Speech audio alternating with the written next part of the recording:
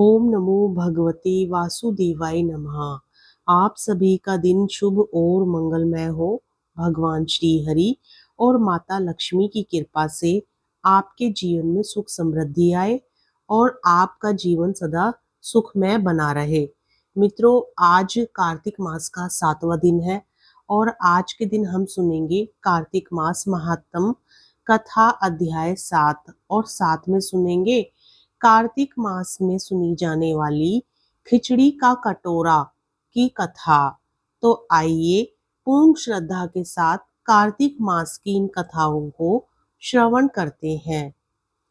कार्तिक मास व्रत कथा के 7वें अध्याय में नारद जी कार्तिक मास के व्रतों के नियमों के बारे में बता रहे हैं। साथ ही कौन सी तिथि को कौन सा भोजन करना चाहिए और क्या नहीं करना चाहिए। कार्तिक मास का व्रती सदा ब्रह्मचर्य से रहे, पृथ्वी पर शयन करे और दिन के चौथे पहर को केवल एक बार पत्तल पर खावे। तो आइए विस्तार से सुनते हैं कार्तिक व्रत की संपूर्ण कथा को। श्री नारद जी बोले, हे राजन, अब कार्तिक मास का व्रत करने वालों के नियम सुनिए। मैं संक्षेप में कहता हूँ, जो व्यक्ति कार्तिक मास का व्रत करता हो वह सब तरह के आमिष अर्थात उड़द, मधु, राई, खटाई तथा मदकारी वस्तुओं का भक्षण ना करे। वह व्रत करने वाला दूसरे का अन्न ग्रहण ना करे, किसी से विद्वेष ना करे तथा तीर्थ के अतिरिक्त विदेश न जाए। देवता, वेद, ब्राह्मण, गुरु, गौ, व्रती, नारी, राजा तथा गुरुजनों की निंदा न करे। कार्तिक मास का व्रत करने वाला दाल, तिल, तेल, पकवान, क्रय किया हुआ पका भोजन ना ग्रहण करे। निंद भावना कुवाच्य का त्याग करे। किसी भी जीव का मांस, चूना, जंबीरी, नींबू, मसूर, बासी तथा झूठे अन्न का परित्याग करे। बकरी, गाय तथा भैंस के दूध के अतिरिक्त किसी अन्य पशु का दूध आमिष समझे। ब्राह्मण द्वारा क्रय किए गए सभी रस, सांभर, नमक आदि का परित्याग करे। तांबे के पात्र में रखा हुआ पंचगव्य अत्यंत लघु गड्ढे का पानी केवल अपने ही लिए पकवान आमिष कहा जाता है। कार्तिक मास का व्रती सदा ब्रह्मचर्य से रहे, पृथ्वी पर शयन करे और दिन के चौथे पहर को केवल एक बार पत्तल पर खाए। कार्तिक का व्रती नरक चतुर्दशी को तेल लगावे। इसके अतिरिक्त दूसरी तिथियों में तेल लगाकर स्नान त्याज्य है। कार्तिक व्रती मनुष्य सिंघाड़ा, कोहड़ा, प्याज, भंटा, गाजर, मूली इन सब वस्तुओं को ग्रहण ना करे। लौकी व भंटा, कोहड़ा, कटेरी का फल, तरबूज तथा केत इनको कार्तिक मास का व्रती त्याग है। व्रती मासिक धर्म के समय स्त्री से, चांडाल पापी, ब्राह्मण द्रोही और नास्तिकों से संभाषणी न करे।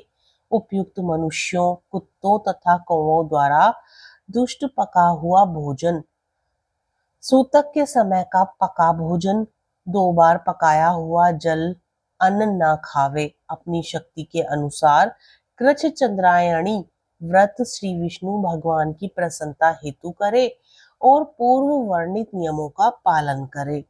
कार्तिक व्रत करने वाला प्राणी प्रतिपदा को कुम्हड़ा, द्वितीया को कटहल, तृतीया को तरुणी स्त्री, चतुर्थी को मूली, पंचमी को बेल, षष्ठी को तरबूज, सप्तमी को आंवला, अष्टमी को नारियल, दशमी को लौकी, एकादशी को परवल, द्वादशी को बेर, त्रयोदशी को भंटा, चतुर्दशी को गाजर तथा पूर्णिमा को शाक ये वस्तुएं तथोक्त तिथियों में ना खाए और रविवार को आंवले का भक्षण ना करे।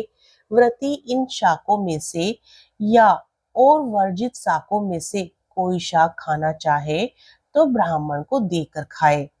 यही विधान माघ मास के व्रत के लिए भी है। देवोत्थापिनी एकादशी में पूर्वोक्त विधान अनुसार नृत्य, जागरण, गायन वादन आदि करे। इस प्रकार विधिवत व्रत करने वाले व्रती को देखकर यम के दूत जैसे सिंह की गर्जना से हाथी भाग जाते हैं, उसी तरह वहां से भाग जाते हैं। यह कार्तिक व्रत सब व्रतों में श्रेष्ठ है। इसके अतिरिक्त जितने व्रत यज्ञादि हैं वे सत संख्या होकर भी इसकी तुलना नहीं कर सकते, क्योंकि यज्ञादि करने वाले प्राणी केवल स्वर्ग में ही निवास करते हैं, किंतु कार्तिक व्रती उससे श्रेष्ठ बैकुंठ लोक में जाते हैं। इस जगत में भुक्ति मुक्ति दाता जितने भी पुण्य क्षेत्र हैं वे सब कार्तिक व्रती के शरीर में निवास करते हैं। खराब सपने, मनसा, वाचा और कर्मणा किसी प्रकार का भी पाप हो, वह सब कार्तिक व्रत करने वाले प्राणी को देखते ही नष्ट हो जाते हैं। जिस प्रकार राजा की रक्षा उनके सेवक अंगरक्षक लोग करते हैं, उसी भांति कार्तिक व्रत करने वाले की रक्षा विष्णु भगवान की आज्ञा से इंद्रादिक देवता करते हैं। विष्णु भगवान का व्रत करने वाला मनुष्य जहाँ कहीं भी वर्तमान में रहता है वह पूजित होता है। वहां पर ग्रह, भूत और पिशाच आदि कोई भी रहने नहीं पाते। विधि विधा सहित कार्तिक व्रत करने वाले मनुष्य के पुण्य का वर्णन चार मुख वाले ब्रह्मा जी भी कहने में असमर्थ हैं। यह विष्णु व्रत संपूर्ण पापों का नाश करने वाला, पुत्र पौत्र धन तथा धान्य को उन्नत करने वाला है। यह कार्तिक व्रत जो मनुष्य करता है उसको तीर्थ में जाने, तीर्थ की सेवा करने से क्या उद्देश्य, उसको सब पुण्य फल कार्तिक व्रत से ही प्राप्त हो जाते हैं। हरे कृष्णा, राधे राधे। इस प्रकार कार्तिक मास महात्म्य का 7वां अध्याय संपूर्ण होता है। हरे कृष्ण कृष्ण कृष्ण हरे हरे, हरे राम राम राम हरे हरे। अब सुनिए कार्तिक मास में सुनी जाने वाली खिचड़ी का कटोरा कथा। किसी गांव में एक बूढ़ी औरत रहा करती थी। वह हमेशा कार्तिक के महीने में व्रत किया करती थी। जब उसका व्रत के खोलने का समय होता तो उस समय भगवान कृष्ण आते और एक कटोरा खिचड़ी का रख कर चले जाते थे। उस बुढ़िया के पास वाले घर में एक दूसरी औरत रहती थी जो हमेशा यह देखती थी। उसको बुढ़िया से बहुत जलन होती थी कि इसका कोई भी नहीं है, फिर भी इसे खाने के लिए खिचड़ी मिल जाती है। एक दिन कार्तिक महीने में स्नान के लिए वह बूढ़ी औरत गंगा में गई और उसके जाने के बाद भगवान श्री कृष्ण ने उसके लिए खिचड़ी का कटोरा उसके घर पर रख दिया। पड़ोसन ने देखा कि खिचड़ी का कटोरा रखा है और बुढ़िया घर पर नहीं है, तो उसने खिचड़ी का कटोरा उठाकर घर के पिछवाड़े फेंक दिया।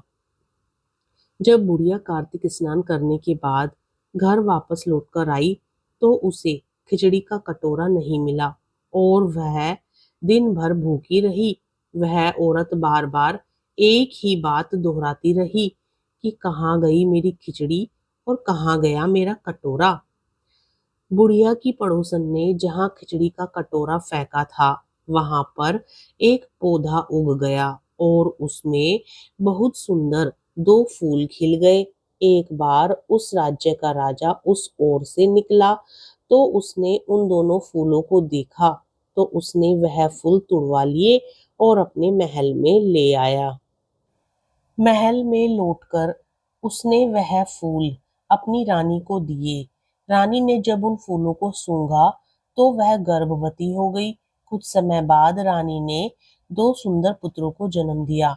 राजा के दोनों पुत्र जब बड़े हुए तो वह किसी से भी बोलते नहीं थे, लेकिन जब वह दोनों शिकार पर जाते थे तो रास्ते में उन्हें वही बुढ़िया मिलती थी जो अभी तक यही कहती थी कि कहाँ गई मेरी खिचड़ी और कहाँ गया मेरा कटोरा। उस बुढ़िया की बात सुनकर दोनों बालक कहते कि हम ही है तुम्हारी खिचड़ी और हम ही है तुम्हारा कटोरा। ऐसा हर बार होता था जब वह दोनों बालक शिकार पर जाते थे। एक बार राजा के कानों में यह बात पड़ गई। राजा को यह सुनकर बहुत आश्चर्य हुआ कि दोनों लड़के किसी से भी बात नहीं करते हैं, तब यह बुढ़िया से कैसे बात करते हैं। राजा ने बुढ़िया को अपने महल में बुलवाया और कहा कि हमसे तो और किसी से भी ये दोनों नहीं बोलते हैं, लेकिन तुमसे यह कैसे बोलते हैं। बुढ़िया ने कहा कि महाराज, मुझे नहीं मालूम कि ये दोनों मुझसे क्यों बोलते हैं। मैं तो कार्तिक का व्रत करती थी और भगवान श्री कृष्ण मुझे खिचड़ी का कटोरा भरकर दे जाते थे। एक दिन जब मैं गंगा स्नान करके वापस आई तो मुझे वहां खिचड़ी नहीं मिली। मैं तब से यही कहने लगी कि कहाँ गई मेरी खिचड़ी और कहाँ गया मेरा कटोरा। तब उन दोनों बच्चों ने कहा कि तुम्हारी पड़ोसन ने तुम्हारी खिचड़ी फेंक दी थी, तो उसके 2 फूल बन गए थे। वह फूल राजा तोड़ कर ले गए और अपनी रानी को दे दिए, और जब रानी ने फूल सूंघा तो हम 2 लड़कों का जन्म हुआ। हमें भगवान श्री कृष्ण ने ही आपके लिए भेजा है। सारी बात सुनकर राजा ने बुढ़िया को महल में ही रहने को कहा। हे कार्तिक महाराज, जैसी कृपा आपने बुढ़िया पर करी, कहानी कहते सुनते हुंकारा भरते सभी पर अपनी कृपा बनाना। प्रेम से बोलिए कार्तिक महाराज की जय, भगवान श्री कृष्ण की जय। हरे कृष्ण कृष्ण कृष्ण हरे हरे, हरे राम राम राम हरे हरे। आपको कथा अच्छी लगी हो तो लाइक जरूर करें। यदि आप चैनल पर नए हैं तो चैनल को सब्सक्राइब भी जरूर कर लें, ताकि इस प्रकार की अन्य कथाओं का श्रवण भी आप रोजाना कर सके। हरे कृष्ण।